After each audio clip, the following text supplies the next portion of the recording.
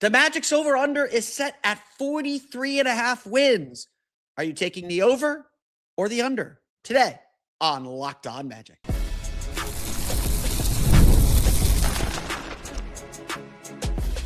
You are Locked On Magic, your daily Orlando Magic podcast. Part of the Locked On Podcast Network. Your team every day. And you are indeed Locked On Magic. Today is August 24th, or it's probably still August 23rd when this debuts, but it will be August 24th, 2026. My name is Philip Rossman-Reich. I'm the senior writer over at OrlandoMagicDaily.com, credentialed member of the Orlando Magic media since the 2012 season. And today's episode of Locked On Magic is brought to you by FanDuel. Join all the action at FanDuel.com to play daily dingers and make your free pick on who's hitting a homer this MLB season. On today's episode of Locked On Magic, we're going to talk about the over-under, why the Magic have reasons for doubt, why the world is doubting the Orlando Magic, and why you should believe this team is primed for a breakout. We're going to get to all that coming up here right now, because the Orlando Magic haven't earned trust. I don't think there are a lot of people doubting the potential upside of this team. After all, it's been only a year since everyone believed this was a sneaky Eastern Conference finalist, granted maybe in a weaker Eastern Conference, but a team that everyone believed they've got the goods to go deep. Frankly, it wasn't even that far than the Magic were up 3-1 on the Detroit Pistons, finally fully healthy, and people are saying yeah, they could be Cleveland or Toronto. This could still be a conference finalist. Obviously, very little on the Magic has changed from that roster. So I start this conversation about where the Magic are at and what the expectations are by asking, what has really changed? Why is there more doubt on this team? And we're going to get to the bigger reasons for doubt. But here are the facts. Our friends at FanDuel and pretty much every sportsbook that I've looked at have the Magic at an over-under of about 43.5 wins. If you go just by the odds to win the Eastern Conference, the Magic are sitting in 9th or 10th place. So before we talk about whether this team can exceed expectations or won't meet expectations, we have to start with the baseline of what are the expectations. What is this team expected to do? Internally, within the Orlando Magic organization, I don't think expectations have changed. I think they believe they have a team that is capable of competing at the top of the Eastern Conference. They have a team that they believe and expect to win a playoff series. So I'm not here to lower the standard. The Magic's payroll tells us they should be competing for a championship. I don't want to hide from that. And I think the main goal for this season for the Orlando Magic is the same goal it's been for the last 2 years when injuries really told a good chunk of the story. The goal is to be pointing toward a championship, to see a clear path to a title. And that's going to take a step from Paolo Banchero. That's going to take a healthy Franz Wagner. That's going to take a lot of things. And I think it's fair to argue that even if you account for the injuries, the Magic aren't at that level, and that is a big blaring red light or a concern entering this season. The Magic, even at their best, are not good enough. So the expectations around the league are, they didn't change anything. Why should we expect things to change? And I'll explain why the Magic are primed for a breakout, but I think you can kind of see where I'm going with part of this argument. The expectation around the league is indeed that the Magic will be a tough team. I don't think anyone's disavowing the Magic as, that is a tough team. When they're healthy, they're really unique. But the expectation is for them to do what they did last year, when they won 45 games, when they were the 8th seed of the Eastern Conference, when they couldn't make up the narrow margins that differentiate between a team that's fighting for home court advantage and a team that is struggling to figure itself out. I made this argument throughout the whole course of the offseason, so I will make it again. The Magic have lost the benefit of the doubt with odds makers, with national media. Why should national media trust this team? Why should they say, oh, this is a team poised to break out? They made that investment last summer. We had a whole summer talking about how great this team was going to be. Everybody around the league was talking about how great the Orlando Magic were going to be. And what did they do with that? For lack of a better way to phrase it, they laid an egg. They failed to live up to any of those expectations. And again, Franz Wagner missing however, all the games that he missed, 68 games, including 47 to 51 in the middle of the season, missing the last 3 games of the playoff series, which are legitimate injuries. Like, I'm not here saying he wasn't injured. Yeah, big part of the problem. Paolo Banchero, a player that had a lot of expectation, a number 1 pick expectation heaped upon him, failed to take another step. He failed to answer the call, and his critics piled on him.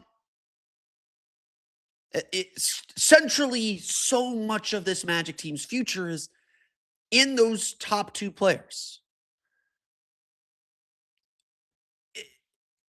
The frustrations of last season hid that Desmond Bane had a really good year. Shot 42% after January 1st, if I remember the stat I looked up earlier today correctly. It hid Anthony Black's big breakout season, and his late season injury didn't help. It hid that Jalen Suggs did a lot of really good things when he wasn't forced into a bigger role than he can handle, and that's sort of where the Magic are probably at with Jalen Suggs. The biggest change the Magic made this summer was to hire a new coach. And maybe if they'd gotten a retread or hired a Tom Thibodeau, maybe there'd be more buzz. Maybe there'd be more talking. There would be more faith in the direction the Magic are headed. But because they hired a rookie coach, and again, probably the right coach, probably the best decision on the market, and we're going to find out how good of a coach he is here, no one is betting on that. At the end of the day, like, preseason predictions are just, they're gambles. They're predictions. I don't like making predictions because you're guessing. It's an educated guess. I make some predictions here and there. I don't say I don't do it, but it's an educated guess, but it's still just a guess. And nobody likes to be freezing cold taked. I think freezing cold takes can sometimes take things a little far. It's like, yeah, you're making guesses with the information you have. And so why is the Magic's over-under feel so low? Why is the talk about this team so down? Number one, they didn't do anything, and offseason talk needs a headline to grab onto. You notice that the teams nobody's talking about are the teams that didn't do very much. The Magic, the Cavs, the Pistons, the Hawks. They didn't have active summers. The Hawks did some things. The Pistons did some things. Obviously, the Jalen Duren thing still sitting out there. The Cavs just got Pete and Watson. The Magic did less than that. And they have less history backing them to tell analysts and predictors and, sports books. They have less history telling them, oh, this is a team we can trust to do things. Right now, the only trust the Magic have built with all these people is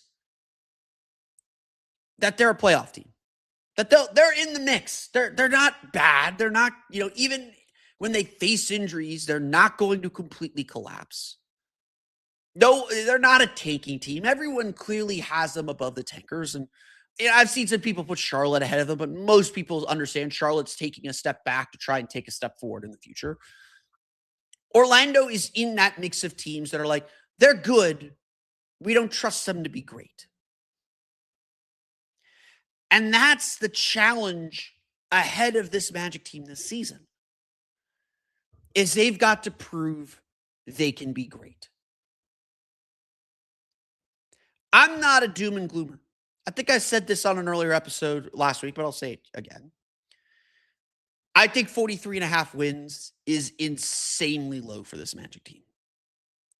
I think this Magic team is primed to break out and be one of the surprise teams in the league. And I'll tell you why, so you can freeze and cold take me later, coming up here in just a moment.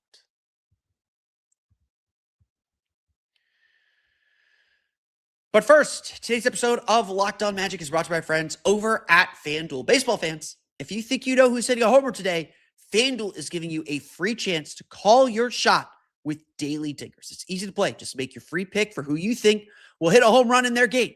If you're right, you'll receive a profit boost to use on your next bet for a chance at extra winnings. Best of all, you can make a free pick every day throughout the MLB season.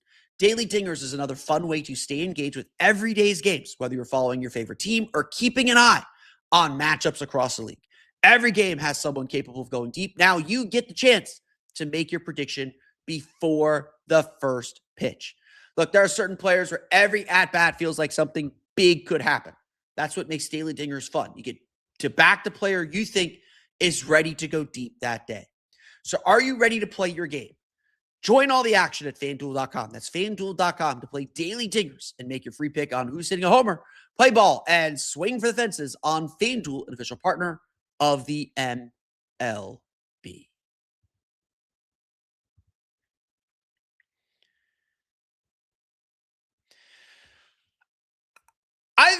I'm pretty clear on this. If not, I'm going to be clear on it now. I think this 43 and a half over under that's most, I think that's FanDuel's number. I think that is very low. I think it's hard for me to imagine the Orlando Magic being worse next year or worse this season than they were in the 2026 season. It's really hard for me to imagine. Now, I know they have a new coach, new system. It's going to take some time to learn things. I know the Eastern Conference is a lot better. I'm going to talk a little bit about that in our next segment. But it is really hard for me to imagine things going worse than they did last year. And despite all those awful, terrible things that happened last year, the Magic still won 45 games. They were still a game away from tying for fifth with Toronto and Atlanta. We can easily point to two games late in the season that could have turned the tide. That would have we could point to three games, honestly, late in the season that would have pushed the Magic above all of them and into the 5 seed to play the Cleveland Cavaliers in the first round. After the Magic's 7-game win streak in February and March, they were a game and a half out of fourth.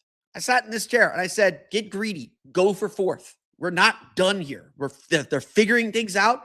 They're playing some really good basketball. And then obviously it collapsed really quickly with the 6-game losing streak. To me, again, I can't imagine the Magic being worse than that team.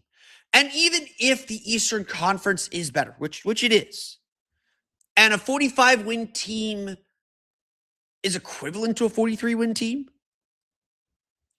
this team can be so much better.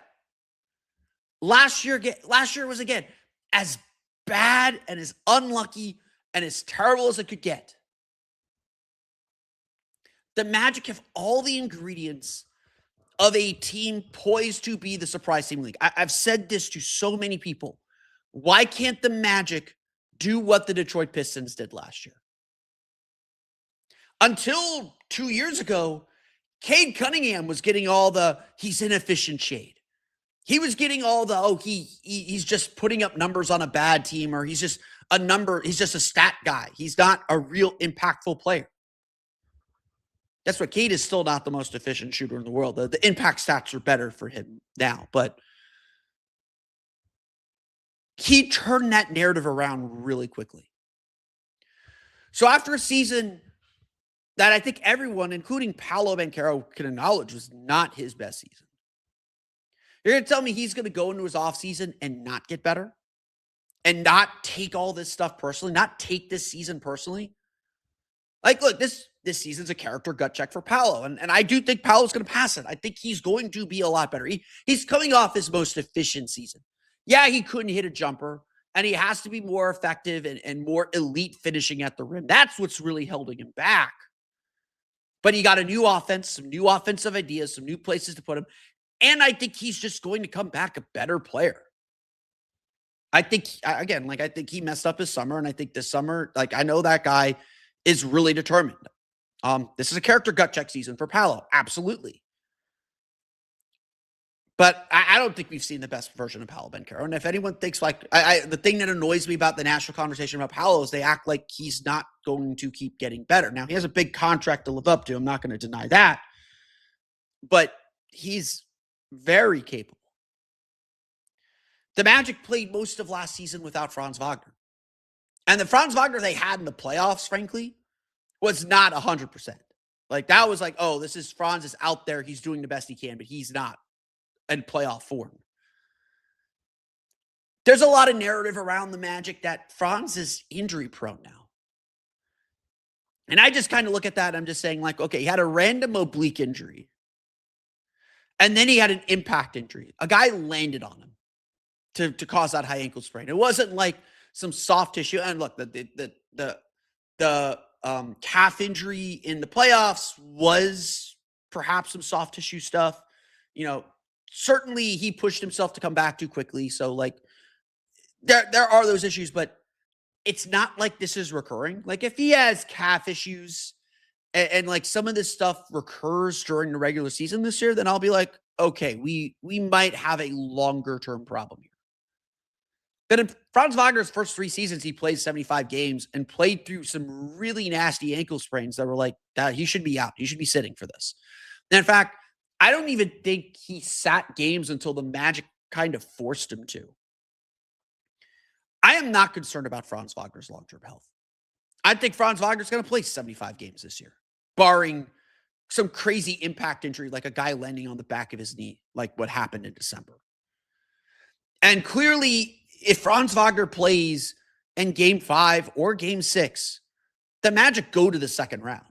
I don't have a doubt about that. Frankly, I think most Pistons fans would agree. Most NBA fans would agree that Franz was a huge difference. And if people believe Franz is the best player on the team and the Magic only had him for 34 games, even having him for 60, that's worth a few wins. That's going to change everything. The Magic had a season last year where, yes, injuries were a huge factor. Yes, there was a disconnect with the coaching staff. I don't know exactly what happened. I do think that the reports out there that there was actual sniping between Paolo Banchero and Jamal Mosley. I don't think it was ever personal. I don't think it was crazy, but very, very clearly Jamal Mosley's voice lost its impact. And he could not get the most out of the team anymore. They need a new coach. They need a new voice. I think everyone can acknowledge that. And you could see that again in how the team kind of lost its spirit, lost its identity. You could see that, frankly, in how many blowout losses there were. And you could see that how things spiraled. They couldn't stop the bleeding a lot of times. And in every big game during the regular season, they wilted. And it's fair to say, a new coach is the first step, obviously, but we don't know what a Sean Sweeney team looks like. So I get not betting on the Magic right now. But you don't think every player in that locker room, who, by the way, all of them except for Nikola Vucevic, went through last season. If there's a real problem in that locker room, the Magic don't do that. That I know. And I don't think there was any problem in the locker room. I think guys were trying to figure it out and they just couldn't. Which is either A, a coaching problem, or B, oh, maybe that is the problem. But I don't know. I find it hard to believe a team with this much talent and this much experience, because they do have experience now, isn't going to bounce back and have enough pride to not let last year happen again. Because again, I honestly can't imagine, other than catastrophic injury, I can't imagine a season going worse than last season went. And things typically swing from one direction to the next. You have an injury luck season one year, you have a bad injury luck season the next. The Magic have had 2 straight bad injury luck seasons. They're gonna be due for some good luck. And we're gonna, Toronto's a great example of this. Toronto, I told people last offseason that this time last year, I thought if Toronto could stay healthy, they have playoff caliber talent. They got real NBA players. They know what their style is. That is a playoff team if they can stay healthy, and that if they can stay healthy is carrying a lot of weight. Well, outside of Emmanuel Quickly, that team stayed healthy. It's going to be the same issue this year for Toronto. If they stay healthy, that is a really good basketball team. If Kawhi plays only 50 games, they're in trouble. If Scotty Barnes has injury issues, they're in trouble. If Emmanuel Quickly has injury issues again, they'll be in a little bit of trouble. I think they're a little more loaded at guard. And Quickly is probably another trade candidate as well. Every team's going to have that question. Like the difference between 5 and 8 is going to be injuries. But I think the Magic were much closer to being the team everybody thought they could be last year than people realize. The margins of success are really small, and they're getting smaller, though. And that is one reason to doubt. We'll talk about the improved Eastern Conference and what the Magic have left to prove coming up here in just a moment.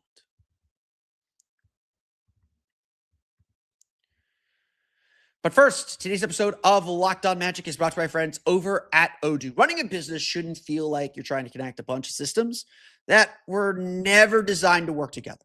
One app for accounting, another for inventory, another for sales, and somehow none of them talk to each other.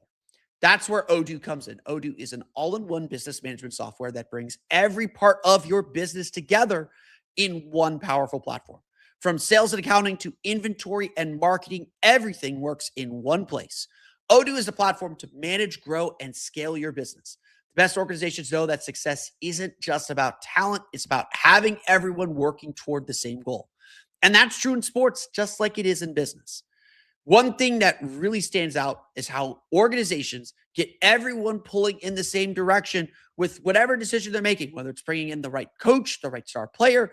The best organizations aren't fighting. We saw this last year with the Magic. Like, it was clear there's some issue with the coach, and you could feel that, sand in the wheel the entire season. A coordinated effort across the entire organization is what makes organizations successful. Great organizations win because operations matter, and that's why you should get Odoo. Try it for free today at odoo.com/lockedon. That's Odoo, odoo.com/lockedon.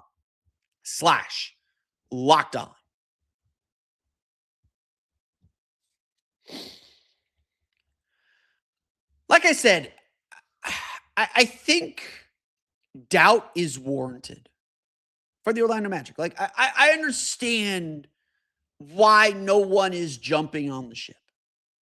They didn't go through the season and every day of the season and see the good things and the bad things. They looked at what they said at the beginning of the season. They watched a few select games. Maybe they caught the Magic on a bad night. Maybe they caught them on a good night. And they look at how the season ended and how it finished and be like, okay, they didn't add anything to fix any of these issues. Why should we predict them to be better? That's a fair argument. Like, I'm all for rational arguments. If you make an irrational argument, I'll yell at you, but that's a rational thing to think. Now, again, I can give you all the reasons why I think the Magic are primed for a breakout. I think they are. I think this will be a better season. I don't know where it will end up in the standings, but I think they will be a lot better just off of like some easy factors like health. But undoubtedly, part of why there is doubt now is that the East is just a lot better. Part of the excitement for the Magic last season and the belief in what they were doing and what they had is that the East looked like it was wide open. Nobody really trusted Cleveland Cavaliers because of how small their backcourt was. The Boston Celtics were going to play most of the season, if not all the season, without Jason Tatum. The defending Eastern Conference champion Indiana Pacers were going to be without Tyrese Halliburton. The Sixers, no one knew if they'd be healthy. No one knew how good the Pistons could be yet. The path seemed wide open for someone to go out and snatch the top of the Eastern Conference. Now, I've seen Magic fans say, like, oh, it's so much tougher now. Like, last year was our chance. And I'll be like, no, hold on a sec. The Magic didn't do the Desmond Bane trade just for one season. You don't trade 4 first-round picks to go all in on one season.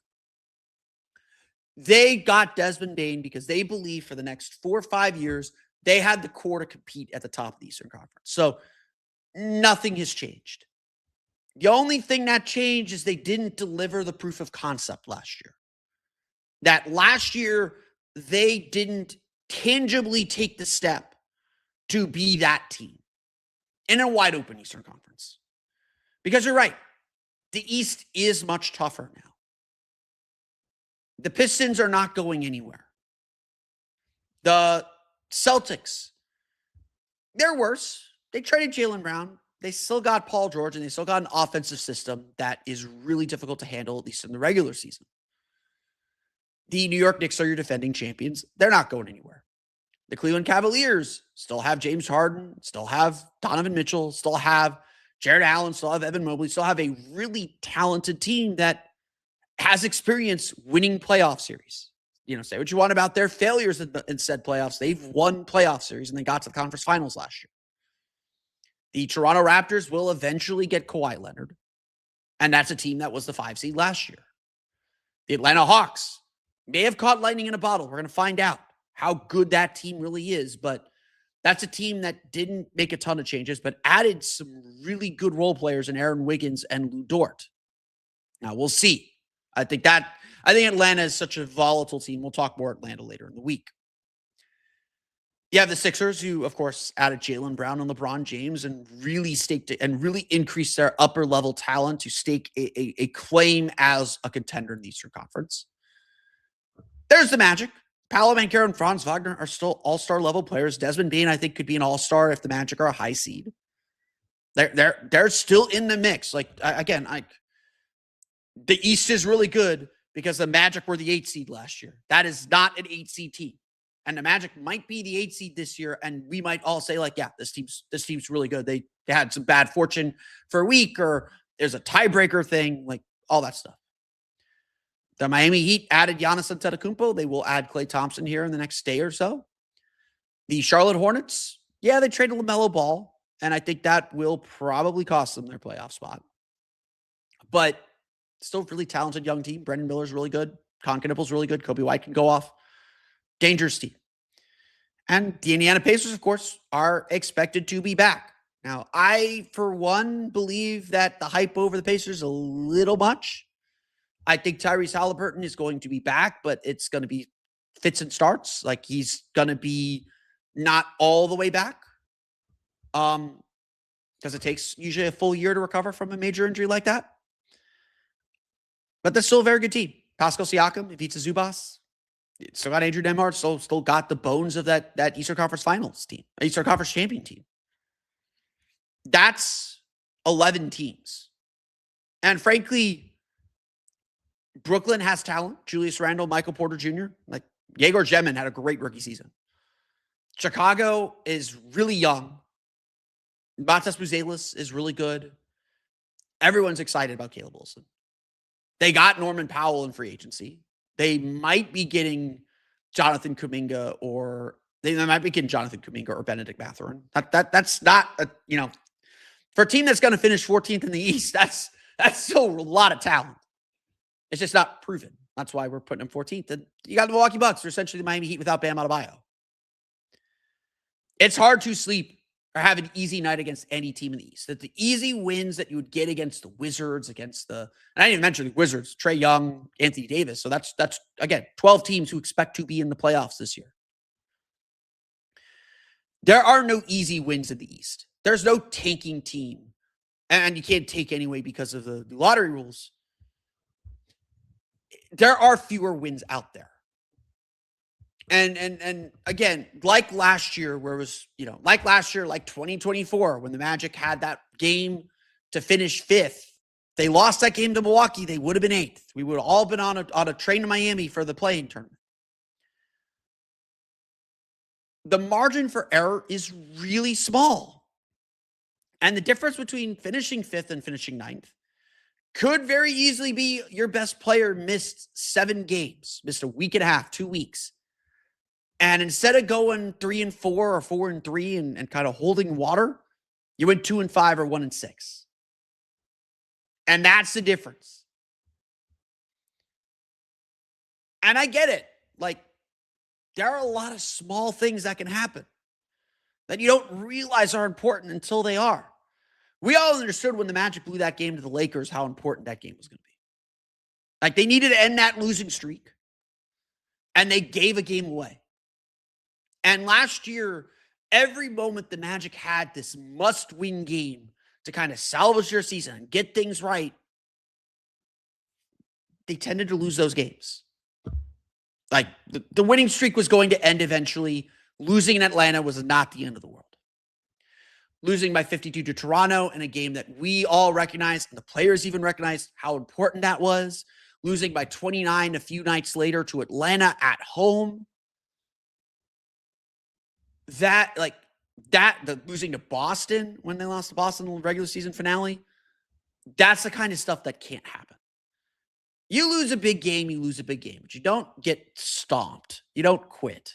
And you don't lose by 30. You don't lose by 30 plus points if you're trying. These players are too good. If you're trying, you're gonna have a chance. The East is a lot better. And that is one of the reasons to doubt this Magic team. Can they stand up to a tougher Eastern Conference? Now, again, I would argue that the Magic are one of the reasons the East is so tough. They are good enough to stand toe-to-toe with all these teams. They shouldn't be afraid of any team in this conference. They can compete with them all. But they have to prove it. And I think that more than anything is what the national media, what everyone around the league is waiting for the Magic to do. I've used this line a few times, and I like it because I think it's catchy. I think it speaks to the part of where the Magic are at. For the last 2 seasons, the Magic have had to turn potential energy into kinetic energy. They had to turn something into, we believe this will happen, to we are making it happen, to actual results. And that's where the Magic are at. No one wants to talk about potential with this team. It's not, they could be this. This is a season where they have to actually do stuff. Otherwise, they're going to be consigned. Otherwise, they're going to be kept to the play-in group for eternity until they get off the treadmill of mediocrity. The Magic have the talent. They have the players to get to do that. They do. But it can't be an if. It's a must. And that's why this season feels so important. I want to thank you all again for listening to today's episode of Locked On Magic. Of course, find me on Twitter at @PhilipRR_OMD and on Blue Sky at PhilipRR. You can subscribe to the podcast on Apple Podcasts, Stitcher, TuneIn, Himalaya, Google Play, Spotify, Odyssey, and all of my state along podcasts to your podcast-enabled listening device. So you can check us out on YouTube as well. Just search for Locked On Magic. For the latest on the Orlando Magic, be sure to check out OrlandoMagicDaily.com. You can find us on Twitter at @OMagicDaily. As always, thank you for your support. Now on video, we send you the first ever 24/7 YouTube channel on the NBA, and on audio, check out Locked On NBA for your second listen of the day. We got a lot playing still for the rest of the week. I am probably going to take the end of the week off, but we do have a guest coming on Tuesday for Wednesday's episode. So lots still to get to. We'll preview some of the FIBA World Cup stuff, review what happened over the weekend with Tristan da Silva and Goga Batadze. Really nice game from Goga. against Israel. Some fun stuff. I've yet to watch it, but I do have like all the video from the Rico Hines run where Paolo, Franz, Jace, Javon, and Jamal Cain were all playing. I believe Desmond Bane and Nikola Vucic were also in California, as was Sean Sweeney. So big Magic meetup in California. So we're going to try and track down some information on that. So lots still to get to, even though we are in the dregs of the offseason. I may take a day off here or there. Again, end of the week this week, I'm probably going to be taking a day off. Might be beginning of next week as well. But it's the summer. What are you going to do? It's August. Still a lot to get to, though. Happy for y'all to be on the ride. And we'll see you all again next time for Orlando Magic Daily and Locked On Magic. This has been Phil Prosser. We'll see you all again next time for another episode of Locked On Magic.